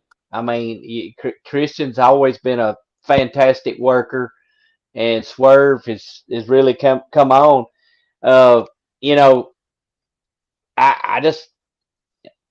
I couldn't see it being any other way. I did like Swerve's that flipping kick or whatever that he did to Christian. And how many people did you say were in the corner there, Randall? I mean, Howie? I might have been one off, but I said 500. But Nana was in Swerve's corner, though, and that's all that matters. And obviously, Swerve retains. Just like the Sami Zayn match where I said the story was outside. You know what? All those people were just about the story in this match. And as much as he told a great story. And I don't even know if Nick Wayne's mom is a trained wrestler, but I find her hilarious, So, and the referee gets involved and throws Nana out and then throws out half of the other side. It was a good match, but the peripherals were kind of funny. So, I will never get past how good Christian Cage is. Oh, he's good. So that turtleneck sets him off every time. Yeah. I know. I think it's nuts. The first time I laid eyes on him with that turtleneck in the ring, I was like, of course. Of course. He's the only person in wrestling that could pull that off and make that and get that over. You make turtleneck and then you take me out and make me mow the yard for a while, get grass clippings on my legs. That is the purest form of hell that we can find on earth. I don't disagree. Right. Oh, boy. That match was 24 minutes, but about 15 minutes took place outside the ring with everybody that was outside getting thrown out and everything, coming back down after being thrown out and everything else. Prince Nana, I love Prince Nana. He's in his perfect role right now. Yeah, he was running through the crowd with the pants falling down and everything else. He looked like Randall. So we'll move on to the main event, the third of the main event. Got the elite Matthew Jackson, Nicholas Jackson, Okada, Jack Perry in the corner with him was their brother Jeremy Johnson. Defeated the team AEW, which was Ryan Danielson, Darby Allin, Cash Wheeler, and Dax Wheeler, FTR, by pinfall in the Anarchy in the Arena match. 30 minutes of 30 minutes I could have done without, just to be honest. But since I'd watched all of it, I'll go ahead and finish watching the rest of it. These matches right here, I just don't get. I just don't like. But that's just my personal preference. So, Randy, go ahead. Blowtorch. That's the story of this match. Is the blowtorch, and the fact that I thought the only person I thought of when they pulled out the blowtorch was CM Punk, and how mad he would be that Jack Perry is using a blowtorch on the stage. But they pulled it off, and it was hilarious. I like the match. You have to put the Elite over, though. They're breaking up some of these factions. So if you're only going to have less factions, the factions you do have has to count. So the Elite has to be the top of the card, and they had to win. Shout out to FTR, because their work is spotless, in every match. So I just, of the Anarchy matches, that at least kept this one kind of contained a little more. So yeah. It was Chris Statlander's on TV. I'm sorry, I just got distracted. I thought this was the better of the matches and furthered the storyline. Kind of shocked we got no Kenny Omega. No Omega appearance, but we'll see. We didn't get nobody on this one, did we? No. Well, MJF. Surprise we had.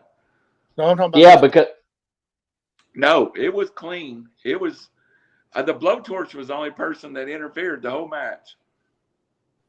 Well, before Jeremy starts, what got me was the next day looking at Twitter and seeing Tony Khan rolling down the ramp there, then getting up and running back to the back. I don't know if y'all saw that or not, but that was, to me, that he may be one of the most unathletic people I've ever seen in my life.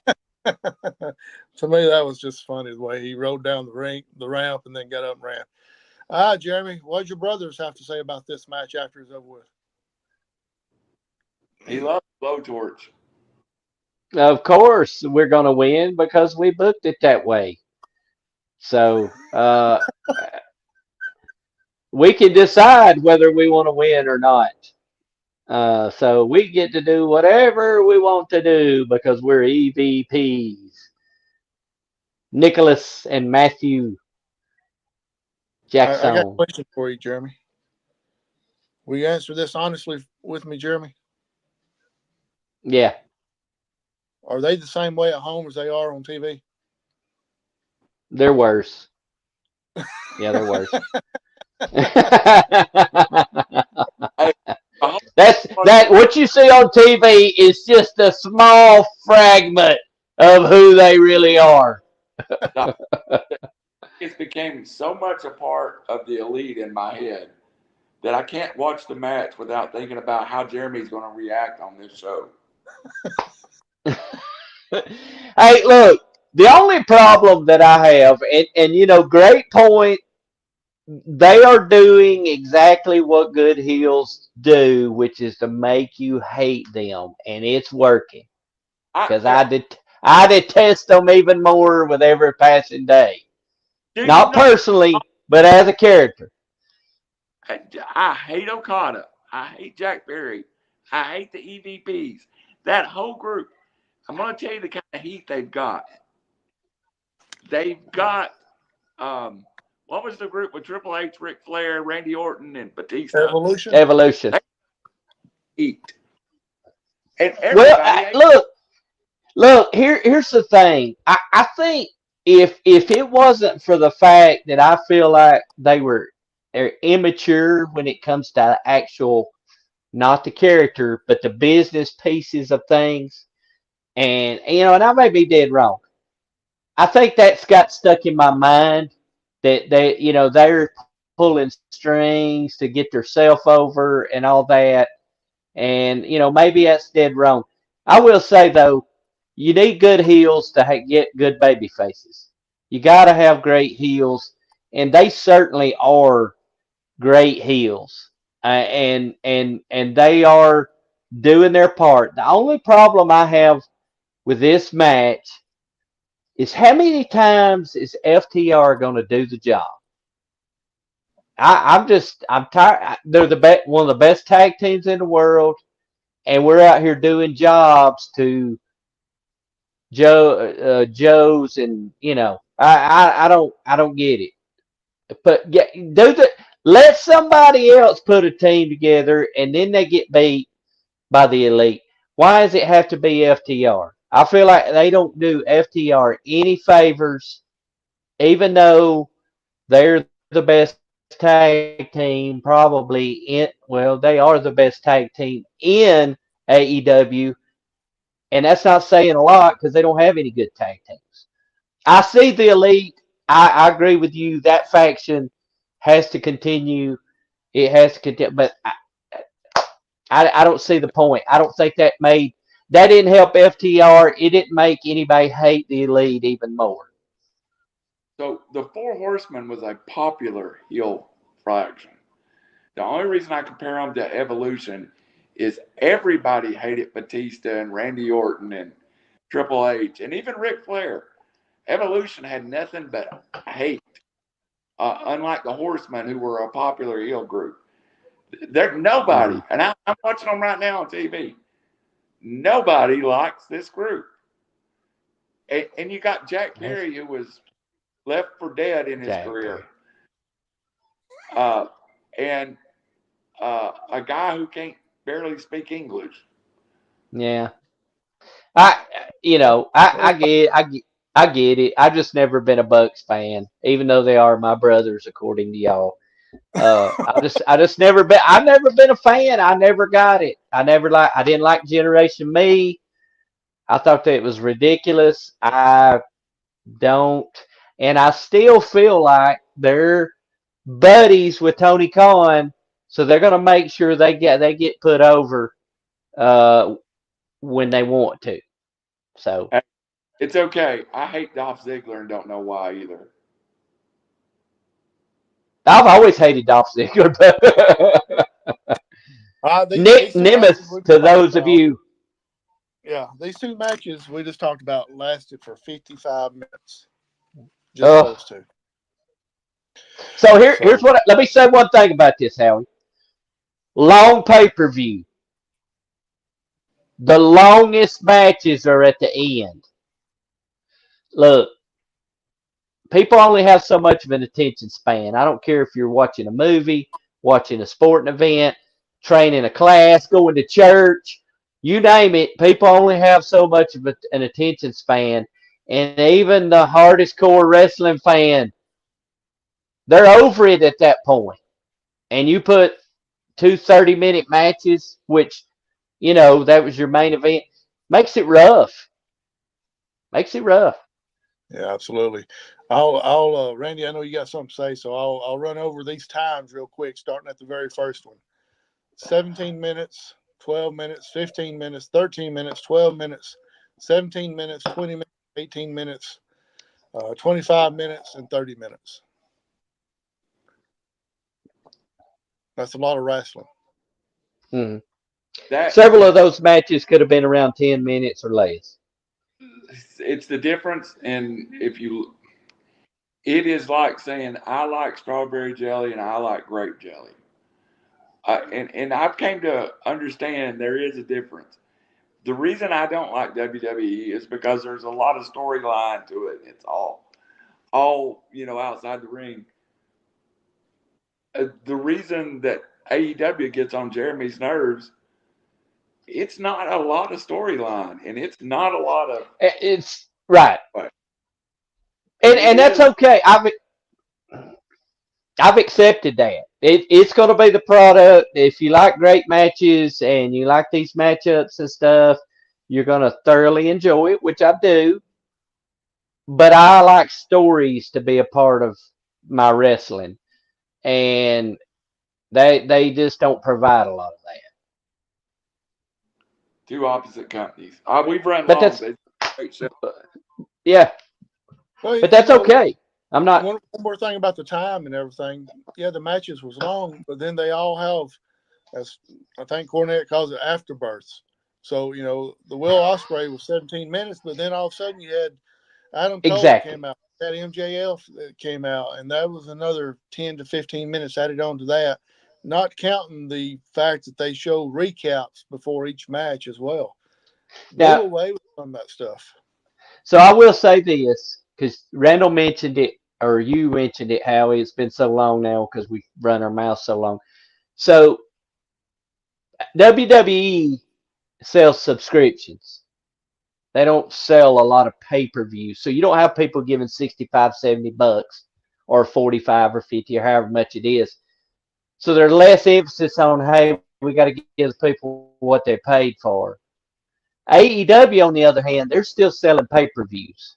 So I don't know how much, so you giving that amount. So maybe the part of what drives them is they go, hey, we got people paying X dollars for this pay-per-view. We want to make sure that they get their money's worth, that they don't feel like they were shortchanged from a match standpoint. So maybe that's the difference. AEW hasn't got that to that point. They're still selling old school pay-per-views. So maybe that's part of it. Absolutely. Jeremy, your closing thoughts and your final grade for this pay-per-view. Well, I mean, and as much as I've said in the past about AEW and I like stories, their pay-per-views never disappoint. I mean, they don't. They're when I come away from watching pay-per-views, I always feel like it was worth my time, even though it's a long time. But you feel like, hey, I watched something. It was worth my time and my money to watch it, and so they never disappoint on that aspect. And again, some of what we say or what I say is just being nitpicky. So this was a good pay-per-view, good matches. The right people won, except for the elite. I don't like seeing FTR do jobs in front of hundreds of thousands of people watching on pay-per-view or whatever. But I would give it. I'm gonna give it a B minus. There. I gave WWE a B, so they're right there neck and neck. I'd say they're close to the same. But again, it's different wrestling. So Absolutely. I'm a fan of both. Randy, closing remarks and your final grade. B plus. I thought it was slightly better than King of the Queen of the Ring. The biggest challenge I had was 5 hours. But it's a good hours. I enjoyed it. I watched it all, but I did. There's a balance between.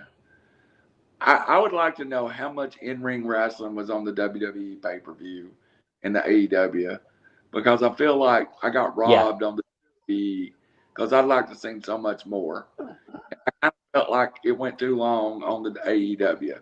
If we could find a nice bit in between. But here's the beauty of it. By my recollection, this is 6 great pay-per-views in a row. Yeah, absolutely. And back to your question, Randy, back to your question about the time, I got it right here on the King and Queen of the Ring. The first match was 16 and a half minutes. Second, Sami Zayn was 13:40. Nia Jax was 9:40. Gunther was 21:50, and Cody Rhodes was 24:20. So about an hour and a half in ring. Basically, yeah. Versus probably AEW was somewhere around 3.5 hours in ring. Yeah. Yep, absolutely. Yeah, and again, it's your preference. I do love the WWE. I love their packages that they play to build before the match happens. They do a fantastic job. They do stall. Well, they're doing that week to week on SmackDown and stuff. They a lot of talking and not a lot of action in the ring, But hey, it's working. I mean, if I'm doing something and I'm making millions and millions of dollars, I'm not worried about it. So, well, you actually are working for Coca-Cola, Jeremy. Randy, what's your thoughts? I love wrestling, and this is a lot of good wrestling. I think the biggest story of the week really didn't talk about is I think we're finally understanding there's different talent for different organizations. Yeah. I think Brian Pillman Jr. has done well in NXT, and we've seen that be a better. We see that. I see that as a better Brian Pillman Jr. I think Ethan Page will do great. Yes. In NXT. I do. Well, Hey, we have saw that a lot with a lot of the NXTs that gets called up, and when they get to the main roster, they kind of flitter out. So wrestling, and I love to see wrestlers make paychecks and make money. That bothers me. I don't know how you were probably going to finish up with this, but he brought up Ethan Page. So I like all this Forbidden Door stuff. I like what AEW's done with New Japan and what they did with TNA there, and I'm kind of excited about this NXT TNA thing. If you didn't witness Jordan Grace walk out at NXT carrying that TNA Knockouts title, I'm in on that. I'm in on all these guys collaborating and having these matchups like this. So I think it's a great deal. Absolutely. And I will say this. Don't be so sure because there's not a Vince McMahon in place. Don't be so sure you don't see some type of WWE AEW collaboration in the future sometime. It would be great. They've already had Jericho on Stone Cold's podcast on the network. So don't be so sure. And I think that would be great. It's great for fans, and I think it'd be great for both companies. And I know there's been some shots thrown here and there, but WWE's always found a way. When you think something's never going to happen, they'll make amends with people, or business comes first, and they'll do what's right for business. And if they feel like that'll benefit. Yeah, absolutely. The biggest one was when Cody appeared on the AEW and destroyed the throne, and look where he's at now. Triple H has got him under his wing. That's right. Care of that. So, guys, good show. A little longer than anticipated, but I mean, we had about 18 matches to talk about, so of course it's going to take a little while. So, guys, great show. Enjoyed it. Join us next week when I think we'll be able to do the Mick Foley, Cactus Jack, Mankind, Dude Love, whichever one. I know there's one on Randy don't like, but anyway, it's hard to, we'll talk about him next week, and then talk about the news. I'm sure there'll be more coming up. So very good impersonation of him right there, Randy. So guys, thanks for joining us. Go out and go to YouTube, like, subscribe, follow, and everything else. We got Beyond the Booth coming up Monday night with Coach Jamie Vest from Valley Head's going to be on there, the newest inductee into the DeKalb County Sports Hall of Fame. Randy just announced earlier where Hickson football is going to be officially a part of River City Media coming this fall.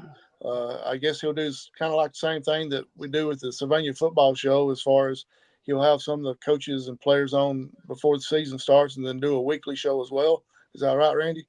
And the games will be live streamed here at 7:00 on Friday night. Football. There'll be a pregame to it. It's going to look like radio combined with River City Media.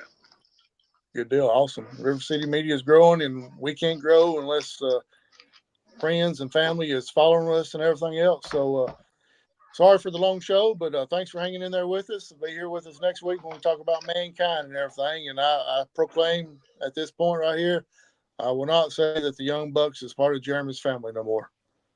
Good night. God bless. Hey, and I done an hour and a half on the Hickson football before we came on, so I'm tired of hearing myself talk. And Jeremy Johnson is doing the Young Buck pose.